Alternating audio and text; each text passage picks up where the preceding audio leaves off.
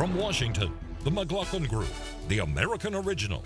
For over 3 decades, the sharpest minds, best sources, hardest talk. Issue 1, Justice Merrick Garland. To suggest that someone who has served his country with honor and dignity, with a distinguished track record of delivering justice for the American people, might be treated, as one Republican leader stated, as a political piñata, that can't be right. President Obama nominating Merrick Garland to replace Antonin Scalia on the U.S. Supreme Court. Chief Judge of the U.S. Appeals Court for the D.C. Court, Harvard Law educated, Justice Garland is 63 years old and is regarded as centrist liberal. That has both liberal and conservative lobbyists concerned. Liberals fear Judge Garland may not advance a bold, progressive judicial agenda. Conservatives fear Merrick Garland supports legal restraints, notably on gun ownership. The controversy may be irrelevant. Republican Senate Majority Leader Mitch McConnell says the Senate will not vote on Justice Garland, a move President Obama says is, quote, unquote, unprecedented.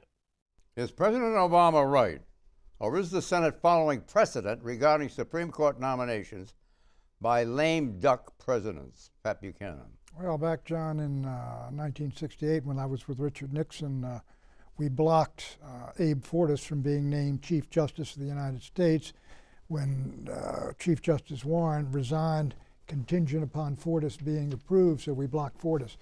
But let me say this. Look, Judge Garland is he's an outstanding jurist. He's a good man. He ought to be treated with decency and respect. I think the senators ought to give him a hearing in their offices. But the reason this is a major issue, John, is because the Supreme Court has become a political as well as a court issue and a judicial issue. And whether you agree on same-sex marriage or abortion, they're not in the Constitution.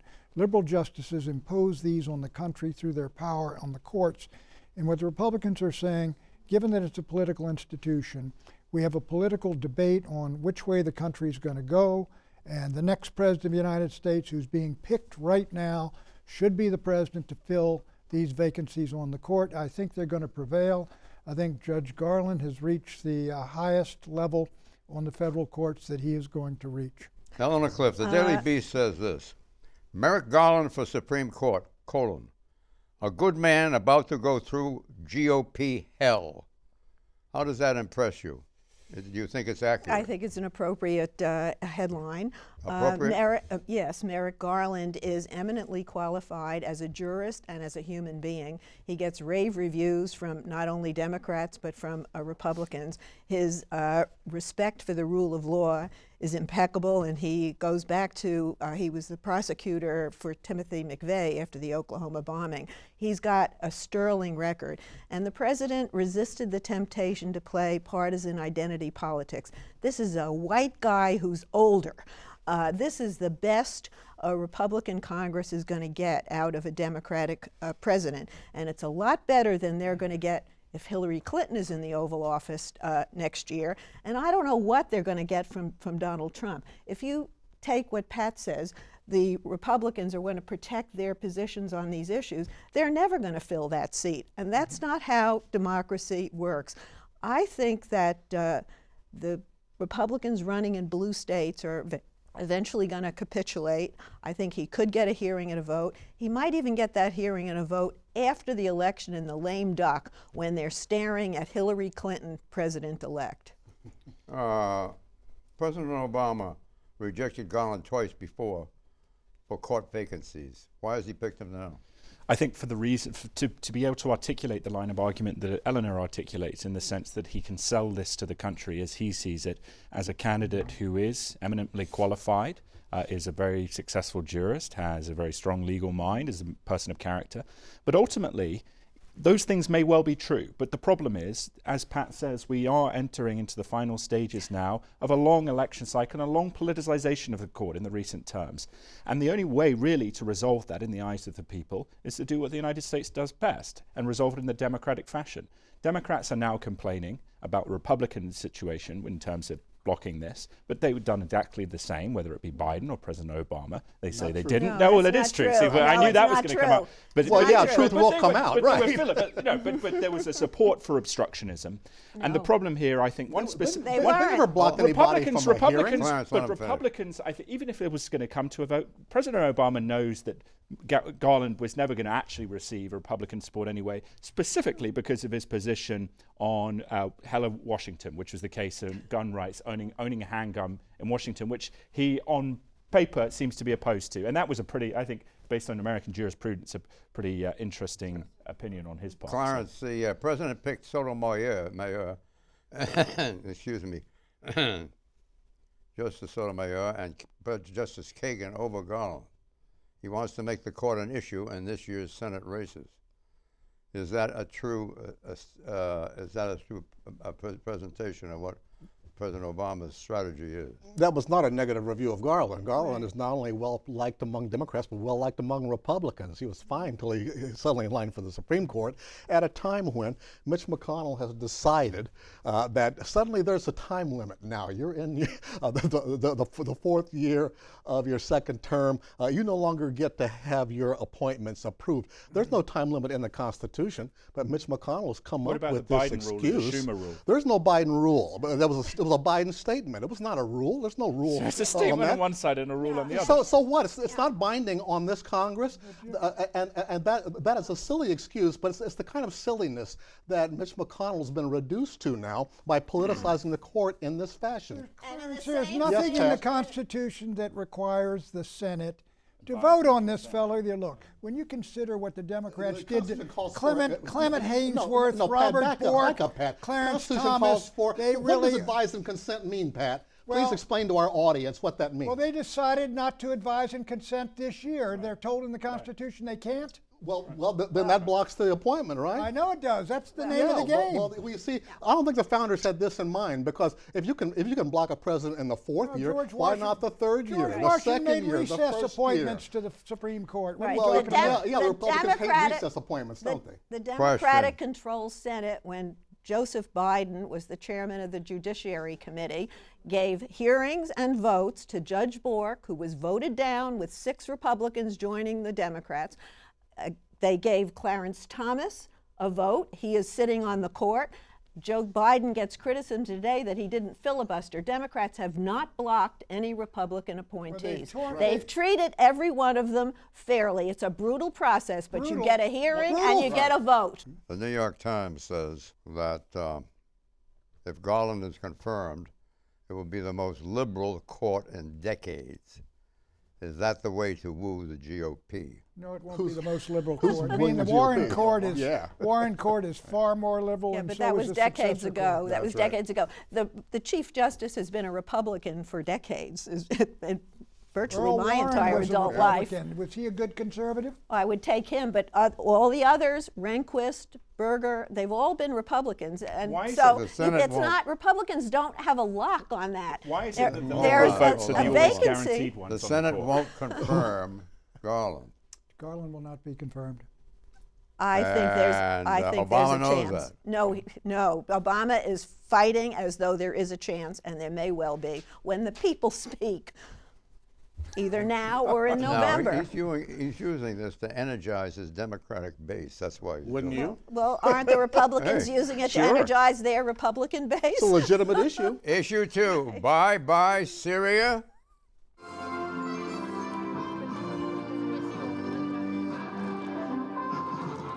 With mission accomplished, President Vladimir Putin withdrew the majority of his forces from Syria this week, while some Russian military units and advanced equipment will remain in western Syria. President Putin says his ally, Syrian President Bashar al-Assad, is now safe from rebel threats. President Obama and his Secretary of State, John Kerry, welcomed Russia's withdrawal, but it remains unclear what will happen next. Analysts say the key factor will be whether Russia now pressures Assad to step down. While peace talks to end Syria's 5-year civil war are still underway in Geneva, many rebel groups say they will keep fighting as long as Assad remains in Damascus. Question, what is Russia doing? I ask you. Let's try you, Pat. Well, what Russia did, Putin came into Syria, he saved Assad's regime, basically. Not only that, he attacked the rebels we in Turkey have been supporting, and he's got the position now in Syria where Assad is winning the war but has not won the war.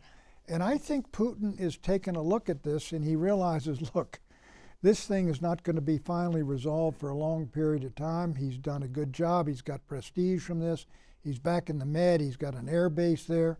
So he pulls out, works with the Americans and negotiates, and I think he wants to get sanctions lifted on Russia by the Europeans.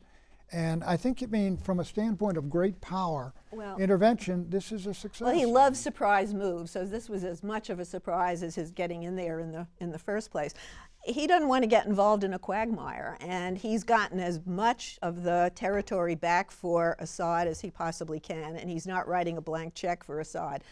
This is putting a lot of pressure on Assad now going into these peace talks to try to make a deal. So I think this is a good thing that Putin is doing. He can't fight a two-front war. He's got Ukraine, he's got Syria, and he's got a tanking economy. So he's got his hands full. I think I don't see it as this real withdrawal in the sense that they're retaining some forces there. They retain the S-400 air defense system, which essentially rules out the idea of a no-fly zone in the north, which is gone now. But I think really what Putin is doing here is throwing a rotten olive branch to the White House, but also to the Europeans, to try and say to them, look, I'm giving you a pretense here that I'm putting pressure on Assad, maybe on a long-term schedule that he might be withdrawn. But what I really think his impetus here is, as Eleanor says, he's got that western carved out area, and Pat, and he knows that, frankly, ISIS is going to be off in the east.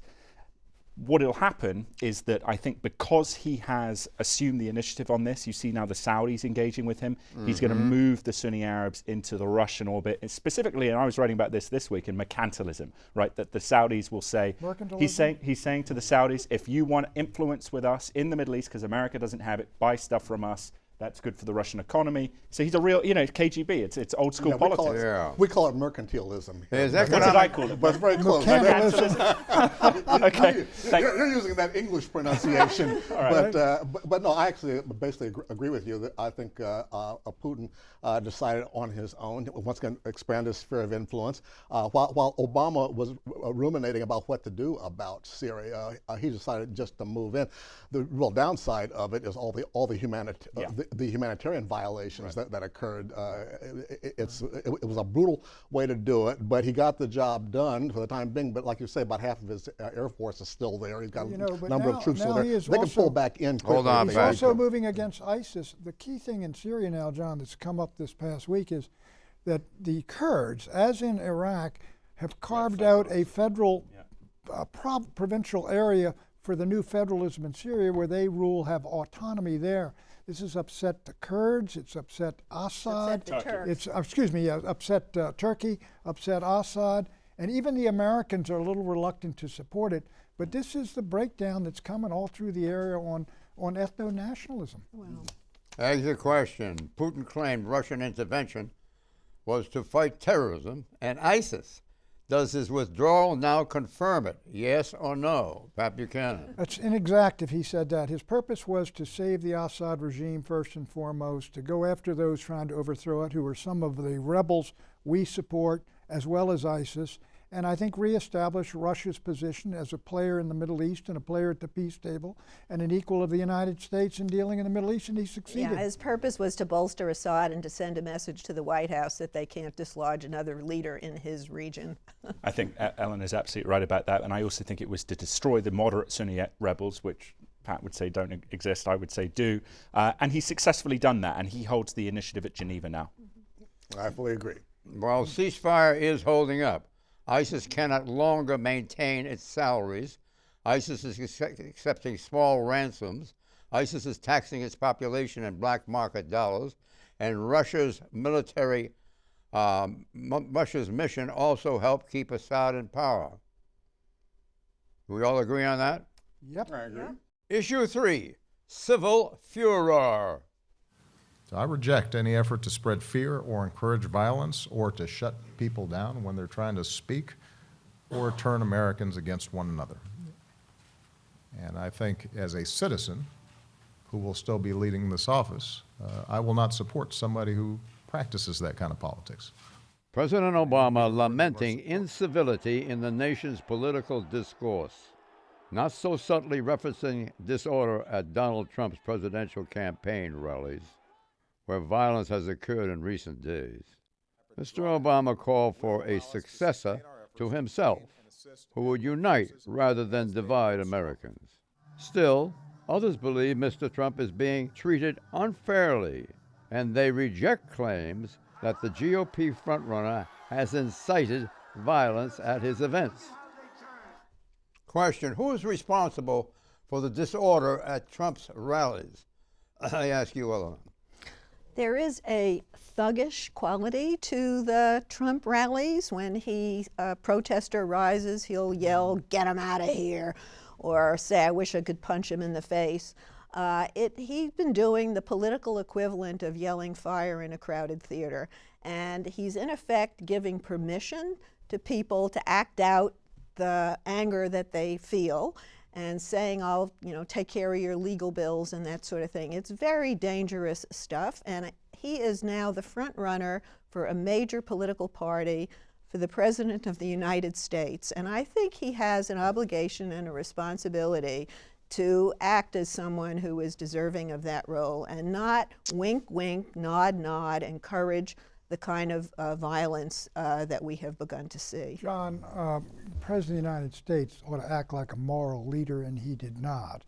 That rally last Friday night, or the Friday before last, was a pre-planned, orchestrated attack by MoveOn.org, by Black Lives Matter, by Occupy Wall Street, by thugs from the university up there, to disrupt his rally in Chicago and come in great numbers, brown shirt tactics, and that's what caused the rally to be shut down. Now, Eleanor has a point that Donald Trump has made statements, punch his lights out, but who is he talking about? He's talking about people who are not protesters, they are disruptors, they are radicals, and they're predetermined going in. A point of clarity here, they did not stop the rally. Trump stopped the rally when he saw all of these people outside. Hundreds of people inside. turned out. There were hundreds outside, Pat. Look at the aerial shots. Were they inside? It was rather astounding. And I was invited to come. If I'd been in town, I would have come just to see what was going to happen. I think Don Trump knew what was going to happen. University of Illinois campus is right in the center of town. It's and Chicago is a place where people communicate with each other over social media very quickly. Do you condemn the orchestrated attack? I condemn both sides. Inside the hall. I condemn both sides, Pat. Do you? Wait. I mean, the fact is, it takes two to tango, and Trump has been provocative. I think what you see here is there are elements in the Trump audience who want to have a fight. And you've seen that with the guy who sucker punched the guy. But I think the predominant factor is, unfortunately, that you do see these people coming in, trying to instigate tension and violence, and then people getting annoyed. And I have to say, as much as I strongly disagree with his politics and really desperately hope he doesn't become the nominee, I don't buy the line of argument that Trump is to blame for this, because I think, quite frankly, it's campaign banter. And the American people have a line. It's not like, jump off a cliff. Okay, I'm going to jump off a cliff. It's banter. A point of clarity, I agree that Trump had a right to speak and should not be interrupted. Right. Just like you had a good all column sides on that, have a actually. right. All sides have a right to speak. However, Trump asked for it. And he was being provocative. He's still being provocative. He doesn't know where to draw the line. He was inspired by WrestleMania that he used to participate in and was a partner in. And he runs his campaign that way. And he doesn't know when to quit. They cordoned off the protesters. The protesters were in the hall, but I think they were cordoned off. I don't know who threw the first punch. The rioting started after the event was called off, and the anti-Trump people cheered, and the other people got angry. Eleanor, you're giving moral sanction to something. You know what they did to Hubert Humphrey in '68? I saw it for a month. They didn't let him talk. They shouted him down, dumped the hump, and the rest of it. They're hard left-wingers, and they use brown shirt tactics. Those are not brown shirt tactics, and you cannot say they're all hard left. These are people who are protesting and who feel They're strongly trying to engaged stop in the a man political from process. speaking and people Exit from question. leaving. How about the hard rights who sucker punch Klan- people? All What do you right. think about If the that? Klan walked Hello? into some, or Trumpsters walked into some Hello? rally for Bernie and raised holy hell, That'd I'd be be wrong with too. you. That'd be wrong too. Yeah. Let's condemn both sides. Yeah, If Bernie's exactly. people don't go around picking fights, then that deserves to be condemned as well. Let's treat All both right. sides the I'm same. glad to see we all had our Wheaties here today. I'm glad But when- Pat came Cheerios, around too. to support Yeah. Hubert Humphrey. Decades About better a later dozen than never. boxes. About a dozen boxes, but let's get back to the show. Exit. Did Ronald Reagan ever use bellicose rhetoric about protesters? At the time of Kent State, Ronald Reagan said, look, if they want to have a bloodbath, let it begin here. Ronald Reagan used some dog whistle tactics to get across a message, to give people permission to do things that they shouldn't. Yeah, I think it's political banter, and people know that. And I think there is a problem with some very unpleasant people. The majority of the problem is there is an element of the far left today that believes in the purity of speech. It involves shutting people down. And there's an element of the far right that believes the same. The fact is, I believe in free speech. We all ought to believe in it, and we should not believe in violence at events like this or provoking violence. We need more McLaughlin Group type endeavors. That's right. Issue 4. Unfrozen 1843 egg. As we grow older, our ability to reproduce is reduced, and the risks increase. The older a woman conceives, the more likely her child is to suffer Down syndrome. The older a man conceives, the more likely a child is to suffer autism or schizophrenia. But the science business is offering solutions. That explains why the freezing of human eggs is becoming increasingly popular.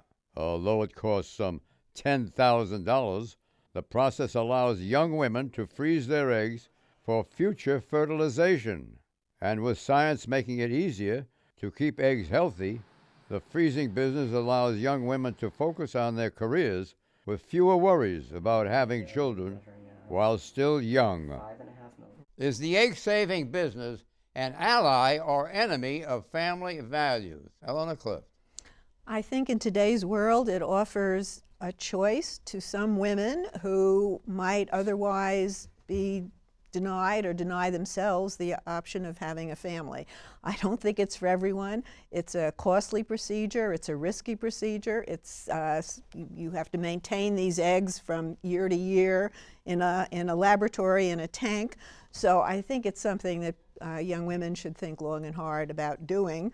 But I think it's another arsenal in the sort of the war against infertility. And some women who put off childbearing suddenly find themselves, it's difficult to conceive. So I think it's another option. What It's about not a this? An panacea. older man said to me, freezing eggs gives the illusion that we can have it all, a busy career, or exciting life of travel, and a family much later. What party pooper said that?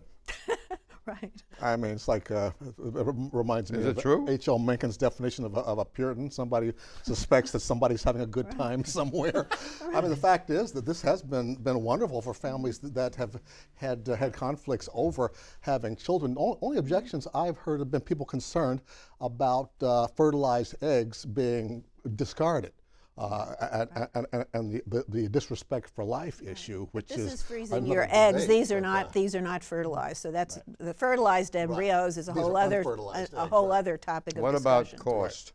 It costs $10,000 to harvest eggs, $500 a year to store them, and $5,000 to implant them. Fertility treatments can cost $30,000 plus for a single successful pregnancy. Well, Does that alter your view on any of the subject under discussion? well, now you're I'm going in. back to you. Okay.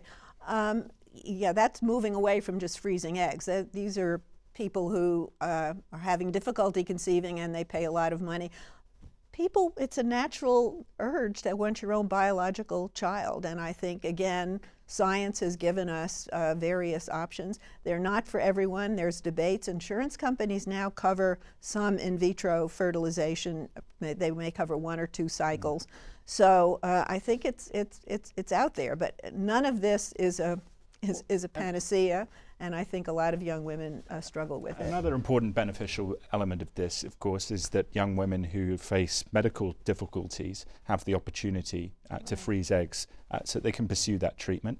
And I also, I think in many ways it's very good. I think one of the key things, certainly in my perspective, as we go through this sort of conservative introspection period, one of the great points that I think conservatives have to be able to unify around is the importance of the family. And so if we can promote abilities for people to have families at a timeline that suits them and to create that social equilibrium that is so important because of poverty and crime and so many, the health of the nation, economics, we should pursue that. And so it's good news. It's medical science advancing the frontiers of human capacity to live in the pursuit of happiness. It's good.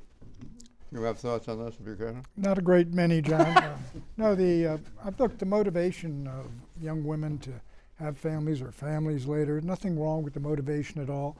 And if you're talking about a fertilized egg, you're talking about basically an unborn child. You're talking about real life, and in many cases, some of these are discarded.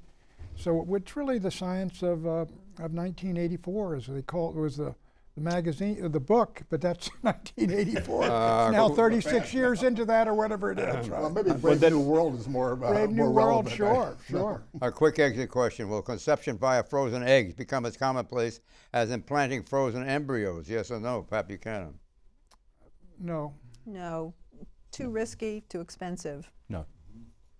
No. I think yes. About 5,000 babies have been born using frozen eggs, using frozen embryos. Some 300,000 babies have been born worldwide. Statistics seem to float in favor of frozen eggs in pregnancy as a fertility treatment, and it has the potential to become more widespread. False prediction: U.S. Attorney General Loretta Lynch will authorize the Justice Department to bring criminal indictments against scientists who deny the administration's climate change claims. Yes or no? I would love for her to try it, John, but no. No. No, patently unconstitutional speech. First Amendment. It's not going to happen and wouldn't be workable, practical, or desirable. Are there any exceptions that any of you see Nope. that could occur between now and then? Any contingency? You can't be prosecuted for an opinion. My Right. answer is Free speech. yes. Bye-bye.